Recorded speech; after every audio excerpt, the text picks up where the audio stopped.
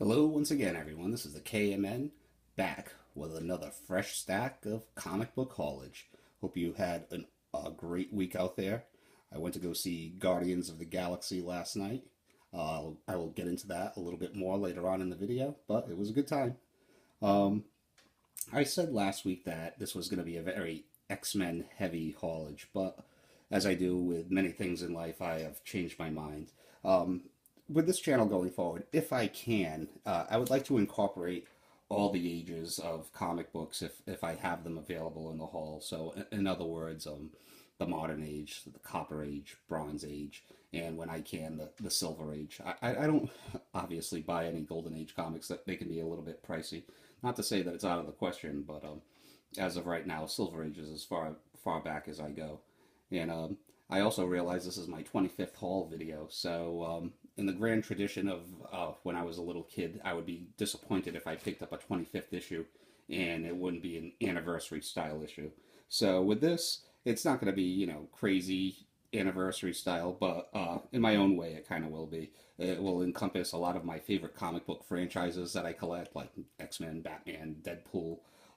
Also, an abundance of anniversary issues, which, as you know, I have a thing for anniversary issues and last issues. So I hope you like it. And getting on with it, X-Men Gold #1. Since I've started this channel, I've been kind of on again, off again, kind of bitching about Marvel's treatment of the X-Men. And after X-Men Prime, I have to say, I'm on board, at least with X-Men Gold, as far as X-Men Gold is concerned. Um, I like the concept. I like the back to basics concept. It has been done better in the past, and Joss Whedon and John Cassaday, they had a great run on Astonishing X-Men, which was essentially the same thing: the X-Men being heroes again, putting on their costumes, and getting back to traditional X-Men type stories. So while this isn't on that level, I'm kind of like a person that's been starving for a long time. So at least it seems like Marvel is putting some effort into putting the X-Men franchise back on the right track. So I enjoyed this. And it's great that there's an X-Men title in demand. Unfortunately, for controversial reasons, but so far so good. I've been enjoying this title. So here's X-Men Gold #1, the standard cover, and the hip hop cover, which I have to say is just about one of the ugliest covers I have ever seen. I didn't think it was possible to make Storm look like a crackhead. And Rachel Summers, what is going on? You look like you should be on the cover of one of those old school TV guides. Once again, I can't draw a lick, but that was just, I don't know what they were thinking with that. Ugh. I bought it just because it was so.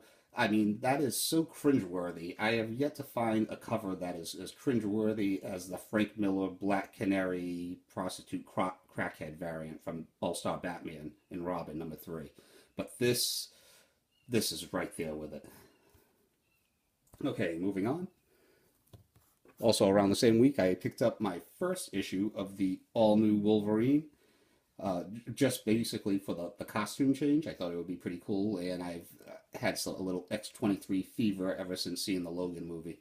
So, unfortunately, though, it's not for me. And I also picked this up while I was there for cover price because I read on CBSI that this issue is going for like $10 to $15 online, and of course, they don't bullshit, so it's pretty much the truth.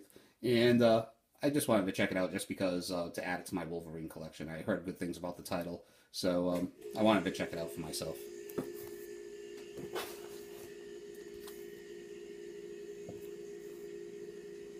Cable in Deadpool #10. Cable facing off against the Silver Surfer. That's just one of those covers that sells it.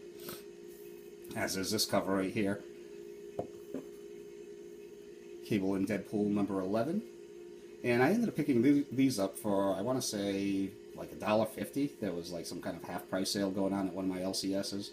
And anytime I can come across Cable and Deadpool, which is a pretty easy series to come across aside from a couple issues here and there, great series. One of my favorite Deadpool series. And lastly, Deadpool, well, Fantastic Four and Deadpool number 46. Very cool stuff. As far as that big X haul went, what I'm basically doing is I'm just going to break it up amongst like 4 or 5 hauls, and that way there'll always be kind of an X presence. And even though I enjoy the X-Men quite a bit, I understand that not everybody enjoys the X-Men. So a whole video of just X-Men comics might not be for everyone.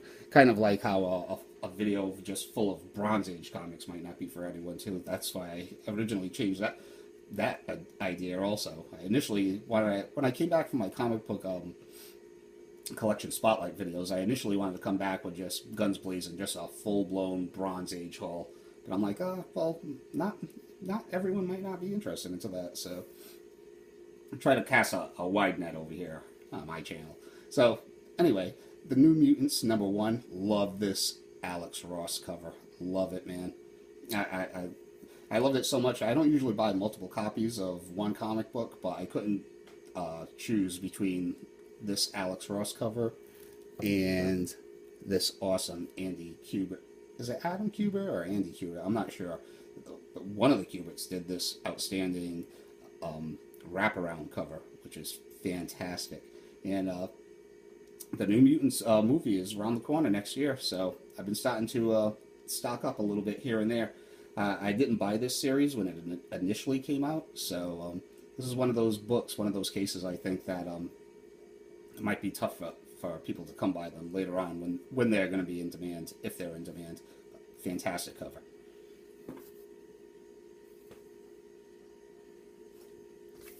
What we have here, Gotham City Sirens, #12.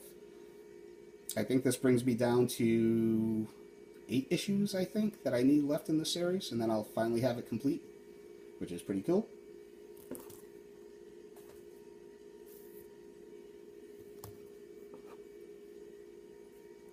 Harley Quinn, #30. This is the last issue from her second volume before the Rebirth series. And love this cover. I always have loved this cover. I already had Harley off of my pull list, so for some reason or another, this sold out at all of my LCSs, and they don't even have them in the back issue bins. I had to go to Midtown to get this, which wasn't that bad. I had a couple of other odds and ends that I wanted to pick up there anyway. But beautiful cover, and I think that I agree with other YouTubers out there that I think this cover could be a sleeper. Not to mention that it's also a last issue. So nice. Also from that Midtown order, Suicide Squad #67. This is the last issue of the first volume of the Suicide Squad. Kind of, I guess. This was part of that Blackest Night promotion where they took a bunch of titles that had already been canceled and they brought them back for one issue. So technically, this is the last issue of Suicide Squad Volume 1. Another series that I've been picking up here and there has been Birds of Prey. Nothing serious, but when certain issues catch my eye, like this one, I pick them up. I mean, come on. Deathstroke versus Black Canary. How do you not pick this book up? And yeah, I haven't read it yet, but Deathstroke versus Black Canary, no disrespect to Black Canary, but I do not like your chances.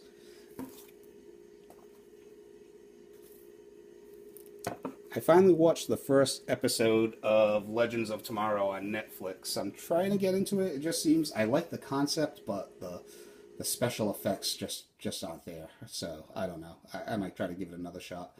But this was cover price minus 20%. This is Birds of Prey #1, and this is the first appearance of the White Canary.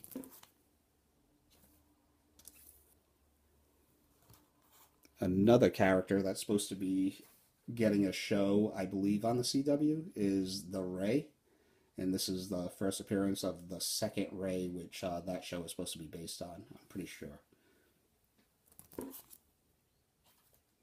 I was psyched to pick this up. This is an expensive book by any means, but classic Copper Age.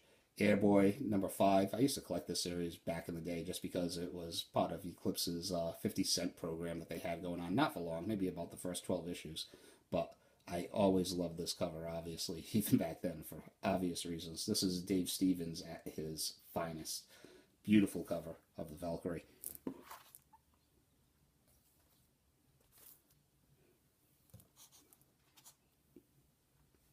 Batman number 350. Nothing crazy about this issue, but anytime Batman faces off against vampires, I have to pick it up. And this is an example of one of those issues that I feel should have been double sized or something a little special about it. It is issue number 350, but nonetheless, kind of an anniversary issue.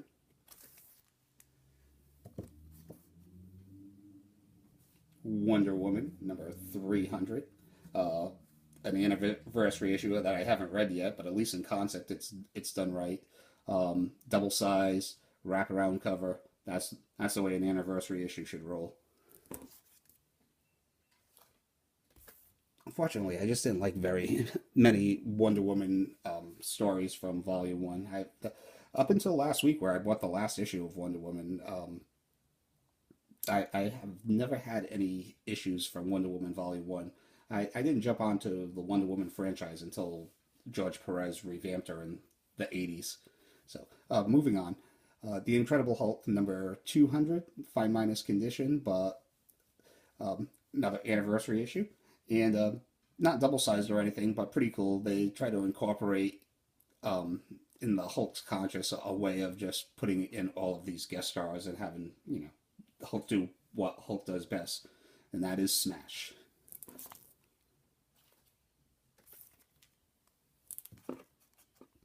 Ever since I picked up that Fantastic Four 48 with the first appearance of the Silver Surfer, I have been on a tear as far as it comes to Fantastic Four in the Bronze Age for some reason. I was brought up on the Fantastic Four from the John Byrne era, which many point to as a high point to the franchise, and I definitely agree. But I had no idea how good the Fantastic Four were in the 1970s. Also, talking about it started off with Stan Lee and Jack Kirby still on the title, and then Stan Lee and John Buscema, and then later on George Perez ended up jumping on artwork, and then John Byrne before he became the writer. So a lot of great stuff from the Fantastic Four. So anyway, Fantastic Four number 200, double-sized issue. Reed slugging it out with Doctor Doom. That's what it's all about. Fantastic Four number 207, Human Torch versus Spider-Man. Sold. And Fantastic Four number 210. I've always wanted this Galactus gangster pose cover. Pretty cool. And I want to say it's John Byrne on art on this book too, which is always a good thing when it comes to Fantastic Four.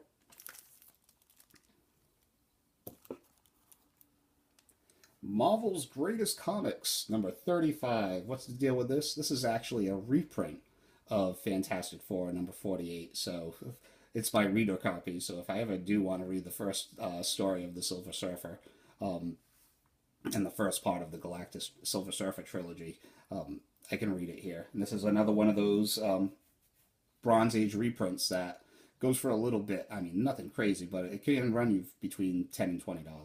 This is only a fine copy, so probably only around the $10 range. But it's good. It's just a reader, so that's all I want it for. Amazing Spider-Man, number 158.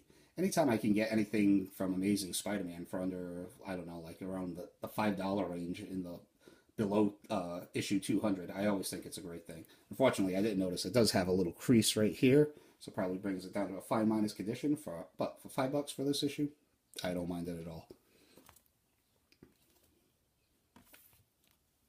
I was psyched to pick this up. Now, I'm not a big Howard the Duck fan, and this will probably be the last Howard the Duck issue that you see me pick up for a long time, but this is the issue that I wanted from Volume 1. This is an obvious homage parody cover to Star Wars. So I love an homage cover, and anytime I can get a Marvel homage cover of Star Wars, all the better. So great stuff. So now I have Howard the Duck number 1. I have the first appearance of Kiss in Comics, and this was the third issue I wanted from that series. And I also have the first appearance of Gwenpool. I'm almost embarrassed to say it. In Howard the Duck, whatever volume that is. So as far as Howard the Duck goes, I think I'm all set for now, which is cool. I just picked this one up yesterday. The Eternals, number 2, which is the first appearance of the Celestials. So, I'm not going to even get into why I picked this up, but without any spoilers, well, I guess I will give a slight spoiler. It has something to do with the Guardians of the Galaxy. So if you see this book up, it can't hurt to be in your, it wouldn't hurt to be in your collection, I don't think. Another book I just picked up yesterday. Groot number 5. This is, tough glare. This is the alleged first appearance of Baby Groot, and this is the Monsters variant, 1 in 10. So no big deal, but I figured why not? Why not pick it up? And after watching Guardians of the Galaxy yesterday, I'm like, well, this might be a pretty good pickup to have. I ended up looking it up after I got home from the movie, and this goes for between $15 and $20 online, which I think it's odd because the first time I remember seeing Groot in kind of like miniature form like that, maybe not necessarily in a baby persona, but was in the Star-Lord Conquest miniseries, which led up into the second Guardians of the Galaxy volume, which was the golden age of the Guardians of the Galaxy, in my opinion. But hey, whatever the market decides. Even though CGC doesn't recognize this either as the first appearance of Baby Groot, but I think they will eventually. I guess what the deal is number 4 is like a cameo appearance, and number 5 is the first full appearance. So, as far as the movie itself goes, I enjoyed it. It was a good time. It was a good summer flick. Now, did I like it on the same level as far as sequels go? Is it on that elite level of, like, say, Empire Strikes Back, The Dark Knight, or Aliens, as far as surpassing the original? No, I won't go that far. But it is definitely a good time. Great special effects. The soundtrack wasn't as good as it was in the first movie either, in my opinion, but still a very good soundtrack. And I just love the characters. So it was a fun flick. I liked it. As with all Marvel movies that don't have Loki in them, the villain or the antagonists were kind of weak, as they are in all Marvel movies. But aside from that little nitpicking, I liked it. And I would, just listening to the little kids in the audience, they were loving it. So that brought me back to when I was a little kid watching Star Wars. So it might have been a little too cutesy for me in some parts. There's this one word, one scene, Pac-Man. That's all I'll say. I just did not dig that. But I would recommend it. Definitely, and when it comes out on Blu-ray, I'll pick it up for my Blu-ray collection. So, Guardians of the Galaxy 2, Volume 2, thumbs up. Okay, moving on.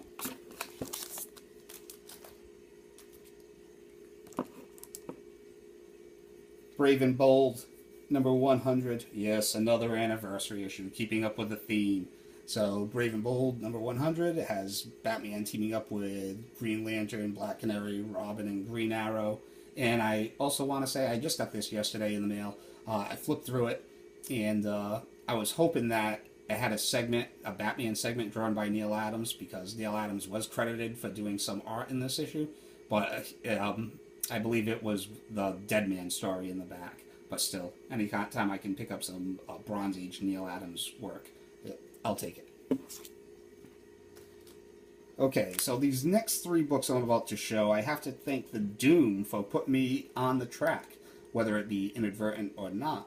But a couple of weeks ago, he showed off this issue.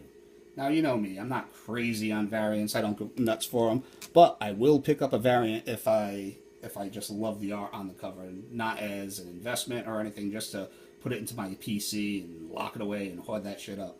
So, as you know, I'm a huge Wolverine fan, so we have a Wolverine appreciation cover, which not only homages Frank Miller's classic Wolverine issue 1 from the miniseries, but it also homages, I believe, Andy Warhol. So you have Wolverine, Andy Warhol, and Frank Miller all being homaged in the same cover. Too good for me to pass up. So when he showed this book off, I went on the hunt for it. Just another classic case. I'm like, oh, you need to have it. And unfortunately, I couldn't find it, and I ended up picking it up on Midtown in near mint condition for like $12, which was, whatever. Could probably get it cheaper out in the wild somewhere, but I had to have it. But while I was looking for this issue, I ended up stumbling across this issue. Now, this is around the time, like a week or two after Bleeding Cool came out with the article about Jimmy Hudson. So I was like, hey, you know what? I'm a Wolverine fan, and I totally missed the boat on X-23. So why not pick it up? And now I wasn't hunting for it, but it was in the back of my mind. So I picked this up for $5. It's only the bone variant. And like they said on CBSI, it's easy to tell which one is which if the art confuses you just by the UPC code at the bottom. So I ended up picking that up for $5. Great deal, which I was impressed with. But I was even more impressed with this book right here. Weapon X #1. Who is it? It's Adam Kubert. Adam Kubert 1 in 100 sketch variant. Beautiful. Beautiful. Adam Kubert's one of my favorite Wolverine artists out there. And this was a book, once again, I wasn't even looking for it, and I didn't know what the ratio was on it, but I just saw the cover, picked it up. It was only $5 once again, and it wasn't until I came home and looked it up that I realized it was a 1 in 100 variant, and very cool, very cool. So by going on the hunt for this book, while I didn't find it, I ended up finding this and this for a grand total of $10. So that must be that Doom positive mojo that emanates from Hawaii with his Mahalo-ness. So thank you very much, dude, for showing that off and inadvertently putting me on a path to get some pretty damn good books. Miracle Man #15 finally came in the mail, and this is, I haven't completed, it's a good problem to have, but a lot of my major runs that I love, I have completed already. And this was one glaring omission from my collection. I had 1 through 16 except for #15. Now, thankfully, because of the Marvel reprint series that ran a couple of years ago, I think these have appreciated in value, even though some people really, will mark this up online. So I paid $46 for this. It has one little spine tick right there, so I would say a very fine, maybe even near mint minus. And love it, man. I already read the story, of course. I cheated, and I was buying the Marvel reprint series. I bought issue 15, and I bought all the Neil Gaiman issues that I never ended up picking up back in the day. And yeah, I'm really psyched to have this run completed, finally. One of my, definitely in my top 10 favorite runs of all time. Now, if Marvel could just get back on the ball and start giving us that original Neil Gaiman story arc so we could end the Silver Age, that would be nice. Whatever happened with that, Marvel? And finally, to end this haul off, one more anniversary issue for the road. Batman #200. Allegedly, this is Neil Adams' first cover work for Batman. So another one that I've had on my list for a long time. This is one that I broke down and I picked it up off of eBay for, I want to say like maybe $45. Fine condition, fine plus condition actually, maybe even a very fine minus, I'm not sure. It does have a little bit of shadowing right there, as well as on the other side on the back cover. So maybe probably just a fine plus, but very white for a book this age. And now I have every Batman anniversary issue aside from 100, which is a bit out of my price range. So that's all I have for this week. I will see you all again next week with another comic book haul. And yeah, that's all I have. Thank you for watching. Thank you for subscribing. Thank you for the comments, the likes, all the good comic book stew that goes on YouTube. So thank you, and I will see you all later. Bye.